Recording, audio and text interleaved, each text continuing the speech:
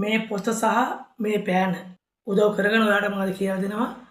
ගෙදර ඉන්නකොට දරුවෙක් හරි සැමියා හරි බිරිඳ හරි යාළුවෙක් හරි කොයිද හරි කොතන හරි ඇහුවොතින් යම් කිසි දෙයක් කොහෙද තියෙන්නේ කියලා ඔයාලට පුළුවන් හරියට මෙයාට තැන කියන්න කොතනද ඒක තියෙන්නේ කියලා. මම උදාහරණයක් මේ අරන් කියලා දෙන්නේ. ඔයාලට පුළුවන් මේක ඕනෑම දෙයකට යොදාගෙන හරියට නිවැරදිව තැන පැහැදිලිව කියන්න. This is the book, this is the pen. The book, the pen. මේසයක් උඩ පොත තියෙන්නේ. The pen is on the table. දැන් පෑන දින පොත යට. The pen is under the book. පෑන තියෙනවා පොත යට. පෑන තියෙනවා පොතට පහළින්. බිම නෙමෙයි යටත් නෙමෙයි උඩත් නෙමෙයි පහළින් තියෙන්නේ. The pen is below the book.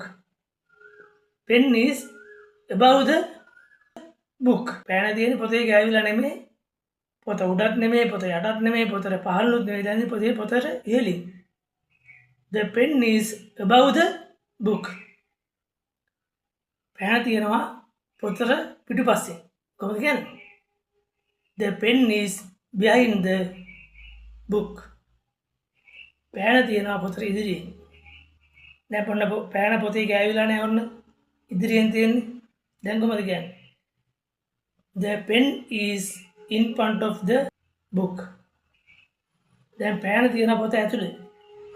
මම මේ පොත පෑන ඇතුලට දාන පොත ඇතුලටම පෑන.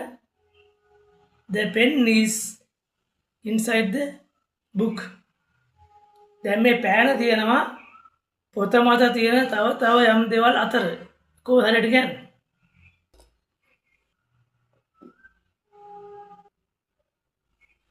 මෙතන මේ තියෙන පෑන විතර නෙමෙයි. නමුත් පෑන මෙතන තියෙනවා.